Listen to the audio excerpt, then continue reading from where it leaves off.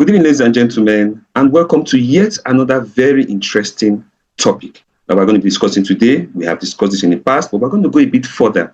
We're going to talk about things that affect intellectual ability and or lead to intellectual disability or provoke intellectual disabilities like autism and attention deficit hyperactivity disorder. I remain my humble self, Lucky, Dr. Drugs, and I have the pleasure of being our host for tonight. We also have our therapist and consultant in the background that will definitely answer our questions when we get to the section that we are mostly waiting for, which is the free health talk and consultation. Thank you so much for being patient. Without much ado, let me share my slides.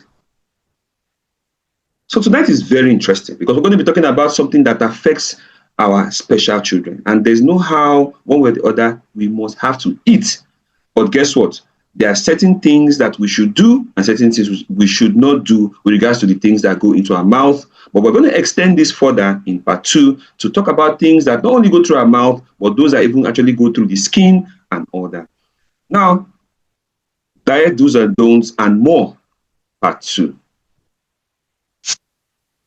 Now, intellectual disability, autism and ADHD are going to be our focus. But remember that other intellectual disabilities share a common organ, and that's called the brain. And of course, I remember humble self, Lucky, Dr. Drugs.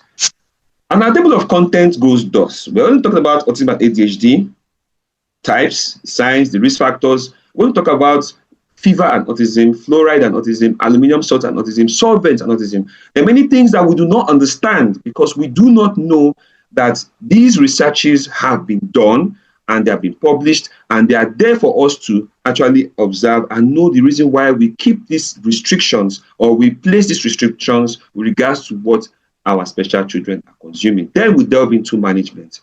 Of course, improving neural connectivity, applied behavioral analysis, brain nourishment, diet, do's and don'ts, and we'll talk about natural pharmaceuticals. So, of course, we know that autism is simply a neurological and developmental disorder that affects communication, social interaction, and behavior. That is just a summary of what it is. And of course, it is a silent epidemic. Now, what we're trying to say here is that it affects different people differently, of course, and can be manifested based on various stressors and ambient conditions.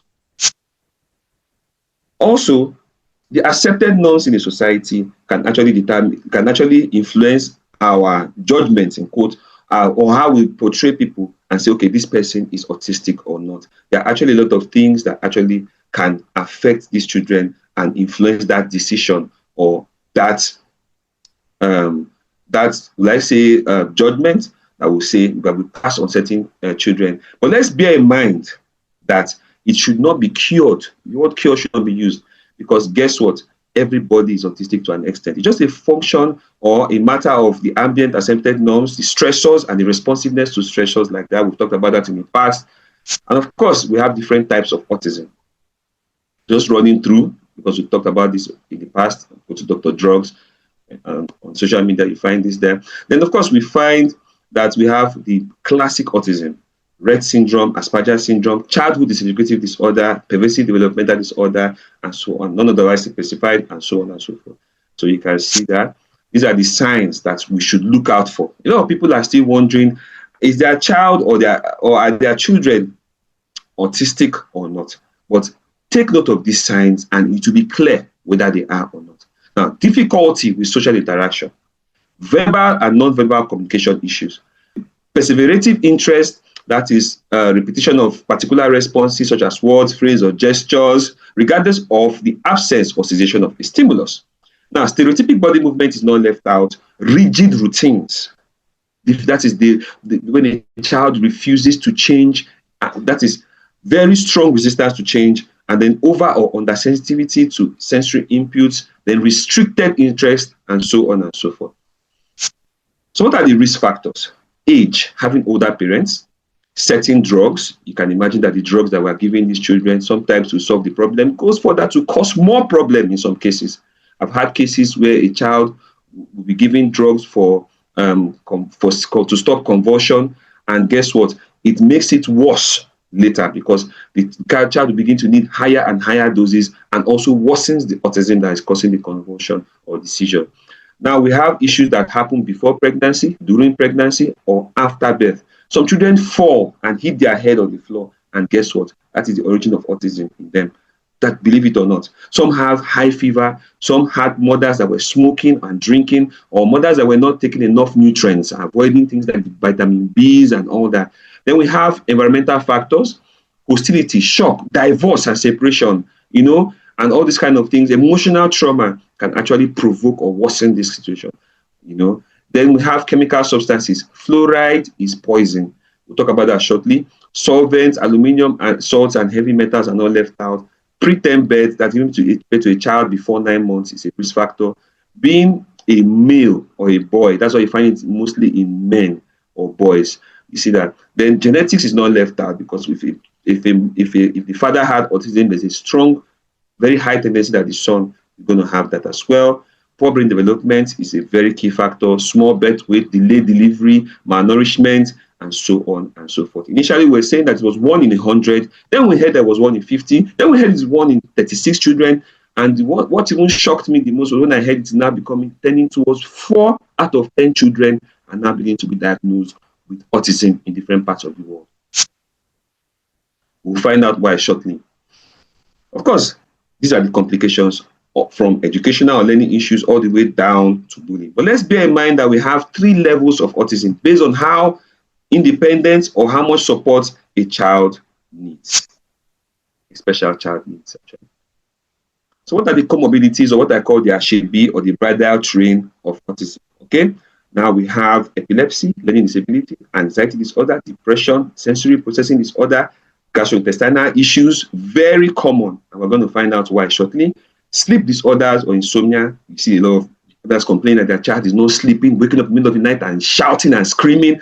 And of course, weak bones, because you know that we're not giving these children milk, because milk contains casein. But guess what is actually in that milk that the children are lacking? Calcium. We see how we're going to resolve that challenge. Of course, self-harm is not left out, because they tend to pick things. Let's say there's a small, tiny bump on the skin. They start pinching and pinching until you see blood starts to come out there in some cases. Now, let's move on to tips. Some dietary tips will include avoid casein, okay? Avoid gluten. Monosodium glutamate, Maggi, no, Ajinomoto, all those things are not good for these children. Refined sugars like soft drinks like Coca-Cola, Sprite, Fanta, Pepsi, 7-Up, and all those things are like poison to these children, because they can provoke ADHD. Well, chemicals to avoid, we're just going to run through: fluoride, aluminum, pesticides, those things that we spray, Rambo, all those things are not good for these children. Air pollution, heavy metals, like the ones you find in the lipstick, like the lead you find in lipsticks and some crayons, are not good for these children.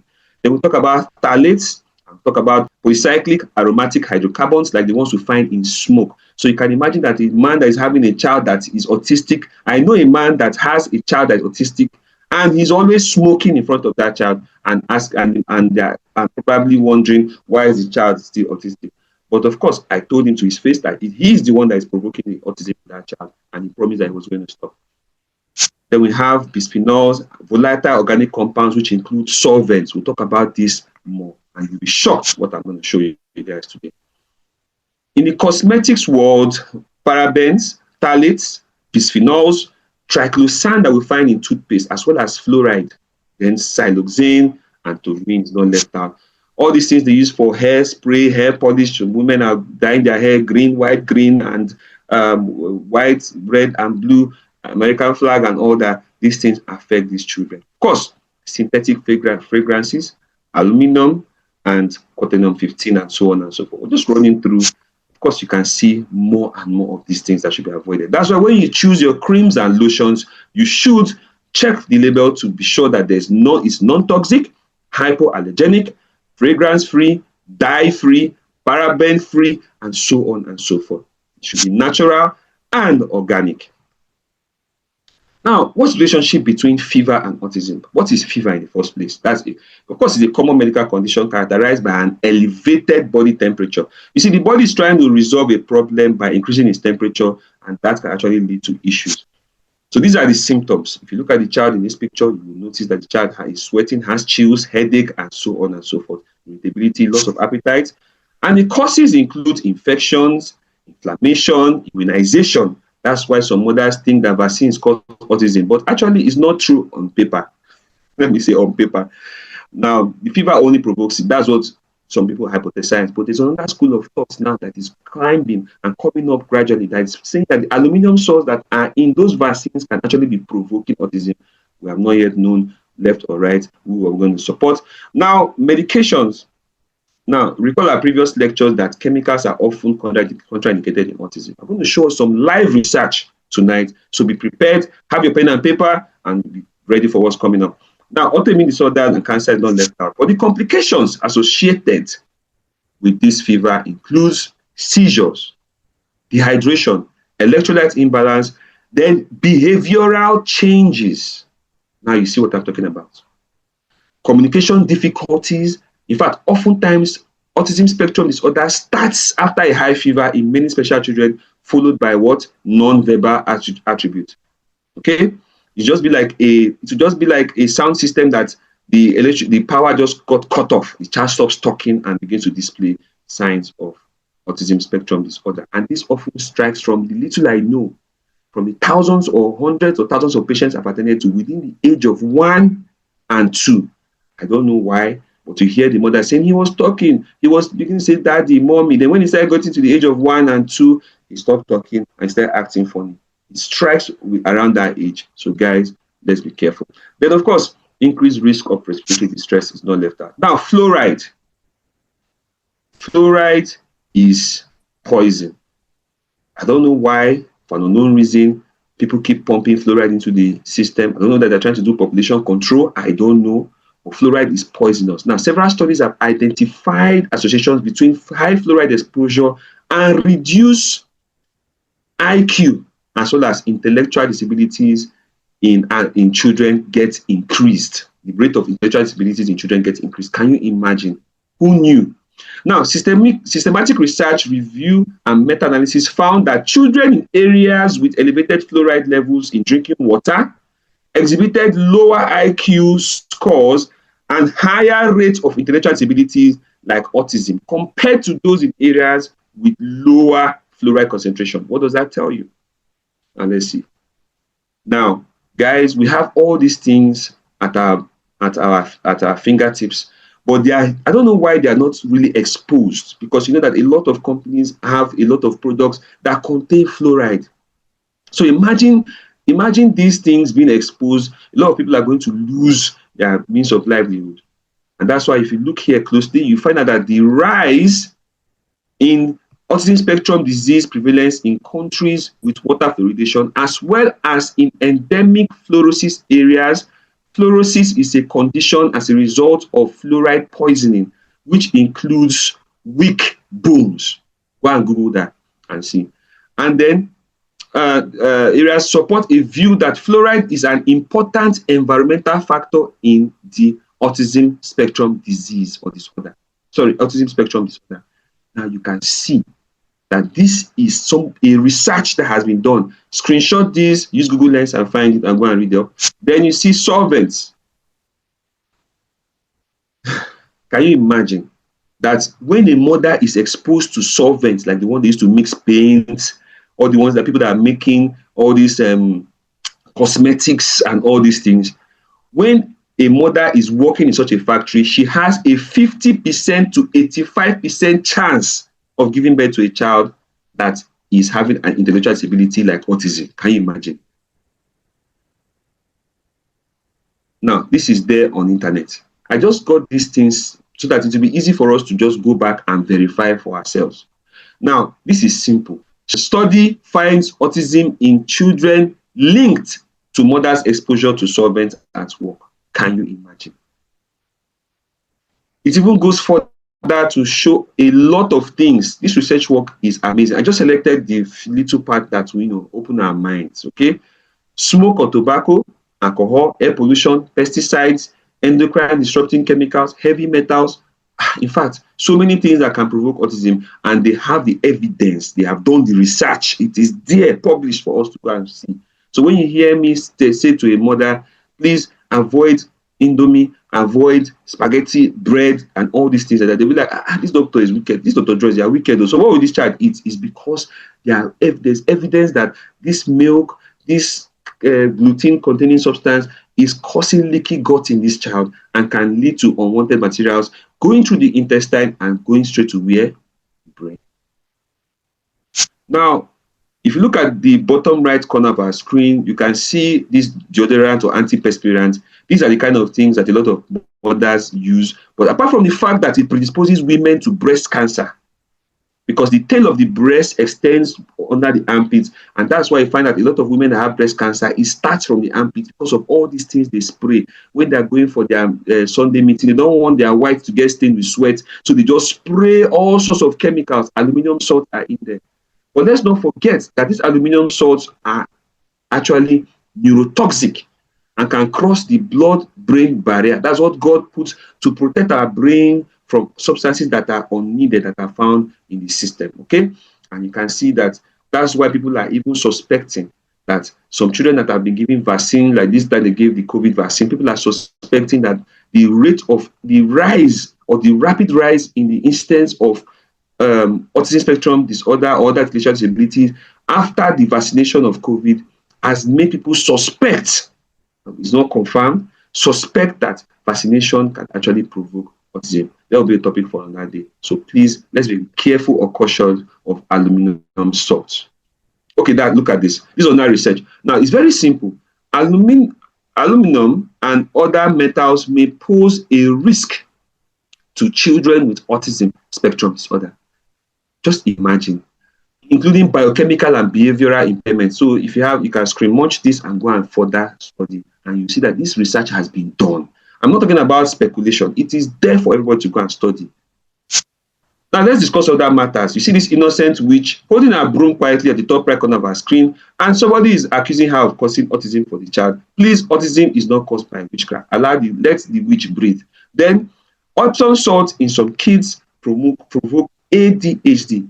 Epsom salt in some kids provoke ADHD. I have talked about a woman that was told to add a little Epsom salt into the water and put the child in there to calm the child, and her neighbor told her that if it calms the child from outside, why not calm the child from inside? And the woman started giving the child Epsom salt to drink. He was sick.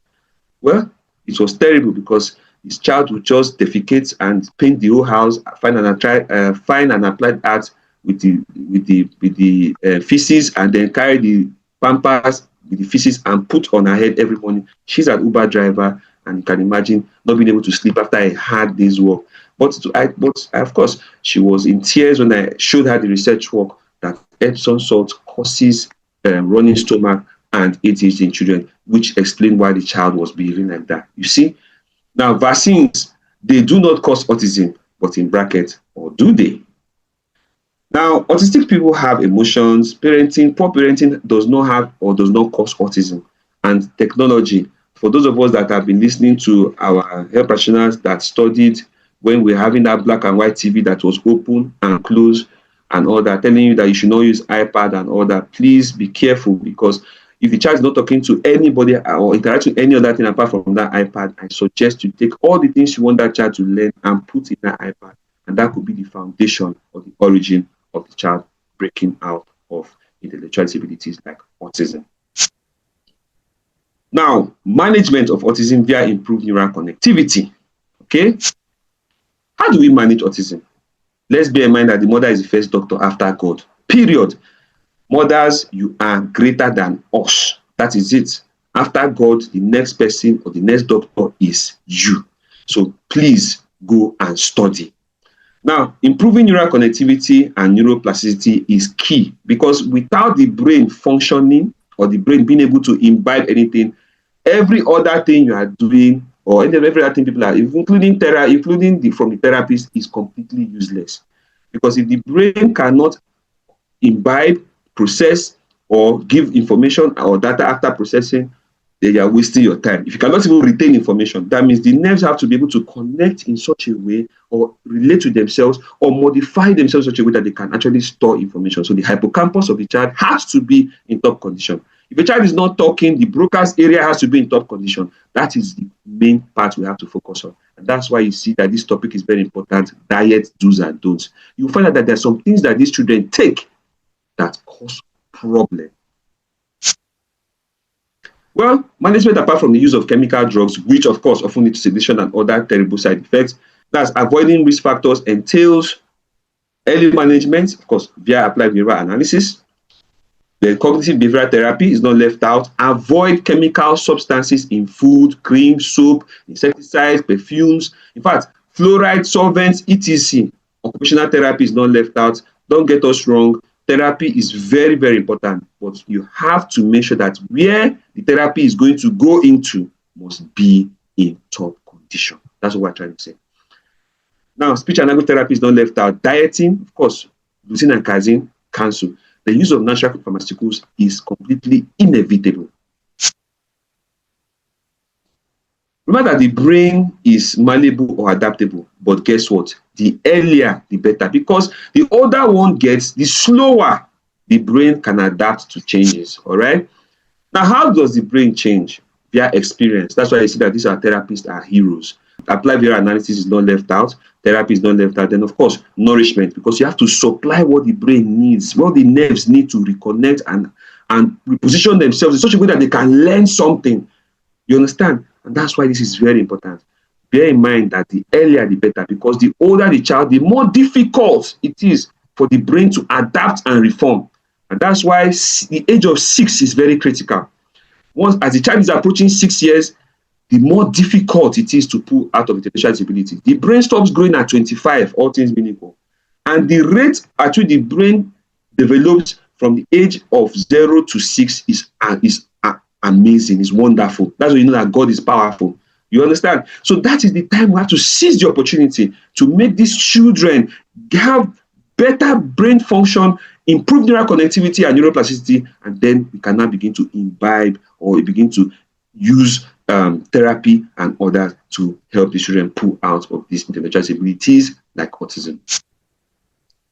Well, we're just going to talk about this briefly because we have a whole session dedicated to this. Applied behavioral analysis is a scientific approach to understanding and changing behavior. Now, we use this to increase desired behavior and reduce problematic behavior. This is what I call the 10 commandments of ABBA, ranging from functional analysis to goal setting, assessment, intervention, evaluation, all the way down through positive reinforcement, prompting, that's giving cues and that's helping the child to, get there, and then chaining, breaking down complex processes into little parts that the child will begin to assemble over time and be able to execute completely and efficiently. Shaping is not left out, and extinction, that is when the child does something that is not nice, okay? We just ignore it. There will be no reward for the child, and over time, that aspect will be let go by the child. Ladies and gentlemen, we have landed. Now, brain nourishment, diet do's and don'ts, okay? Before we move further, I want to introduce us to a very, very amazing gentleman called brain-derived neurotrophic factor. Our brain can produce what it needs to sustain itself. And guess what? It also lends a helping hand to the heart as well. That's why it's very important that this brain-derived neurotrophic factor is in abundance or is sufficient so that it can improve neural connectivity and neuroplasticity. But there are some factors that can actually boost brain-derived neurotrophic factor.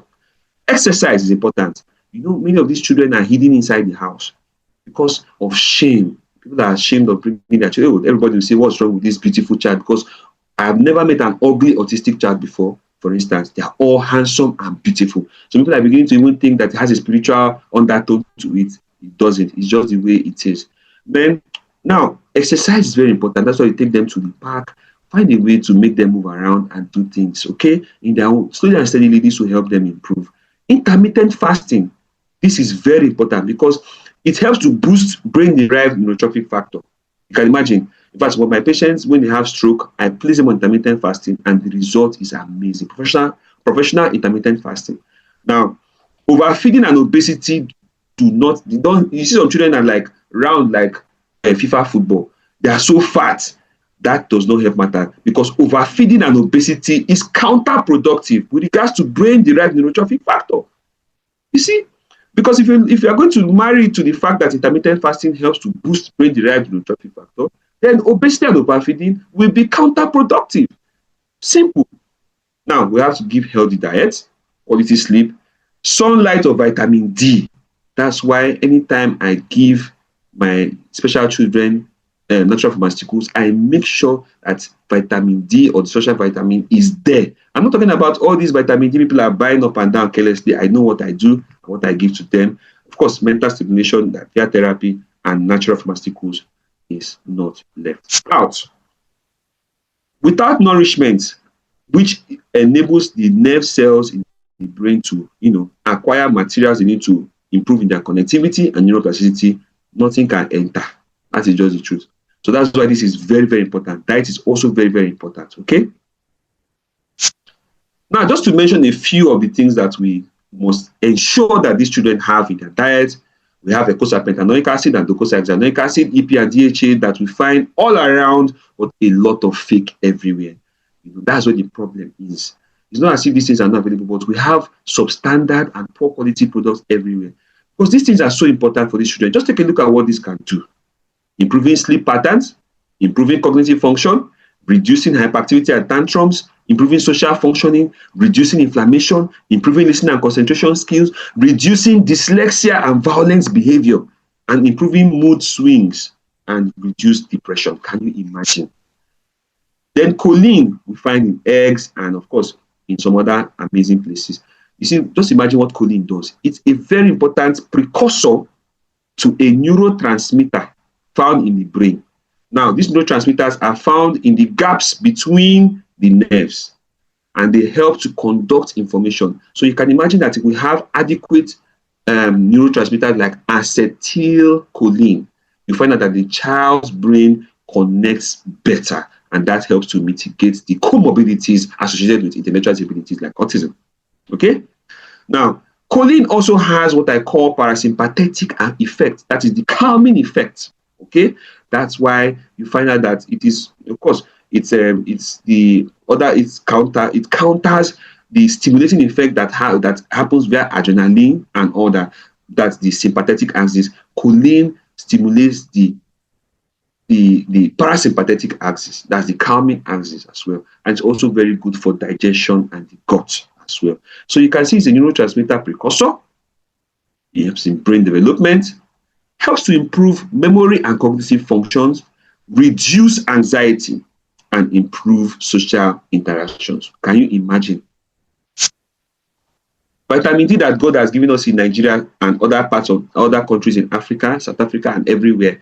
And of course, you see that it's sunshine vitamin. Anywhere you have enough sunlight, you have enough vitamin D. Because our skin produces 1,2,5-dihydrocholecalciferol, what we call vitamin D. And this is very essential for what? Bone health. Remember that we have withdrawn milk, and milk carries a lot of calcium that this child needs. Of course, we need vitamin D to help manage whatever calcium is remaining in the system or available in the system, so that the child can have solid bone structure. Okay? Then brain development is not left out, mood regulation, neurotransmission, and synaptic plasticity. Of course, we're talking about that all day. Then neurosteroid is active in brain development. It's neurotrophic and neuroprotective, regulates about 3% out of the 26,000 genes in the coding of human genome. Can you imagine? Then, of course, improvement of core symptoms of autism in about 75% of autistic children. Wonderful. Then reduces the expected incidence of autism in mothers who have already had an autistic child from 20% to 5%. That means it reduces the possibility of the mother having another child. That's why if a woman is pregnant and has already had a child that is autistic, I tell their husbands, better tell her to go and start taking what she needs to take, so that you don't have two problems or two situations at once. This conjunctive are grandpas and grandmas that have hypertension taken, but guess what it can do? Because it is a very key biomolecule in the powerhouse of the cell called the mitochondria. These mitochondria are like the generator. They are like what in Nigeria we call NEPA. or what, they are the ones that provide energy. The what we call adenosine triphosphate, that's ATP, that powers the whole body. You understand? And this compound helps to promote that function. So what do you think will happen? If it promotes that function in the nerves of the brain, then the nerves will function better. And that's what we're talking about. It has antioxidant property, improve communication, then better sleep patterns, reduce food rejection, and helps against gastrointestinal issues. Is that not wonderful? Now, this aloe vera is what even amazed me the most. People put these things in their house like flower for decoration and all that, but just see what they can do for us. They help with gut health, and they have antioxidant properties. They help with immune system support, neuroprotection, behavioral improvement. Can you imagine? They help with digestion, reduce inflammation, reduce oxidative stress, gut-brain axis support, because your brain and your intestine or your gut, they are connected. They are what is called the gut-brain axis. And that's why you find out that many children that are having ASD have gastrointestinal issues, just as they have issues in certain sections of their brain. It's natural and safe.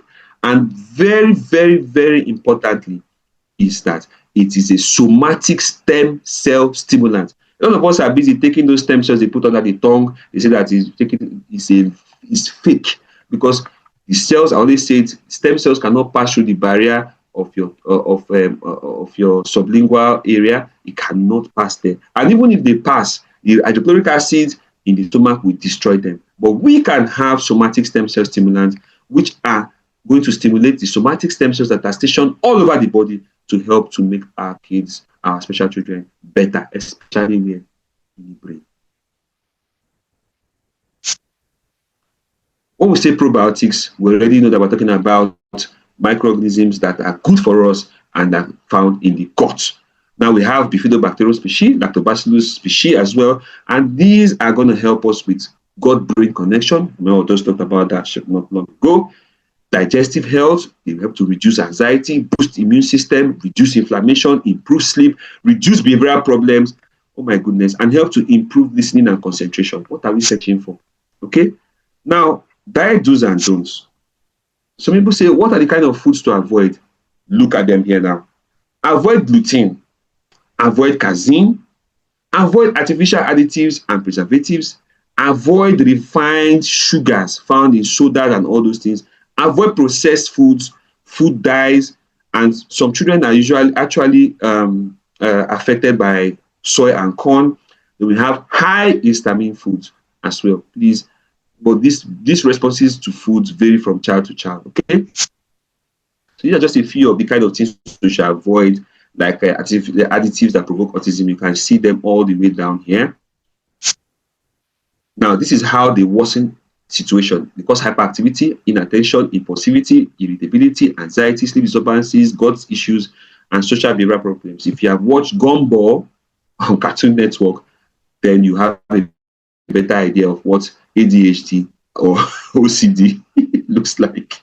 Now, this is how refined sugars affect autism. That's why I tell mothers, avoid refined sugars. Okay? Some will sneak in the background and go and give the child sweet and say just to show that they love the child or something. When you are doing harm or causing harm to that child, possibly be careful so that the child pulls out of this problem. So in future, the child can enjoy these things as other children. Okay? Now, they affect gut health. They lead to inflammation, blood sugar fluctuations, neurotransmitter imbalance, hyperactivity, like Gumball and Darwin, sleep disturbances, increased cravings, of course, because they trigger the limbic system in the brain and the emotional system in the brain or the reward center of the brain. Of course, they begin to make people make the special children want more. Of course, nutrient imbalance, because they lead to nutrient deficiencies. So we have to limit or avoid refined sugars, choose natural sources of sugar like fruits and vegetables. Of course, we have to read those labels to be careful and focus on a balanced diet. Now, how do processed foods affect children? Please, let us pay attention to this. Artificial additives, as processed foods containing artificial preservatives and colors, can exacerbate autism syndrome. That is it, or symptoms, sorry. Now, nutrient imbalances, left out, gut health, inflammation, oxidative stress, hormonal imbalance, sensitivity and intolerance, limited diet, behavioral issues, and have a very terrible impact on gut-brain axis. So what are the some parents will now say, Dr. Drugs, if we are to avoid all this, what are we now going to give the child? Look at what we're supposed to give the child now. Leafy greens, berries, nuts and seeds, fatty fish, sweet potato is not left out, but be careful. When in excess, it will lead to excess amount of glucose in the system. You know what that means. Avocados, grass-fed meats, whole grains, legumes. We have beans, we have lentils. All these things are there. We have eggs, turmeric, ginger, probiotic-rich foods. There are so many. Just to mention a few. Okay. Now, autism and ADHD. Autism and ADHD are separate neurodevelopmental disorders that can share some symptoms. Both conditions can affect attention span and communication. And guess what? They often move together.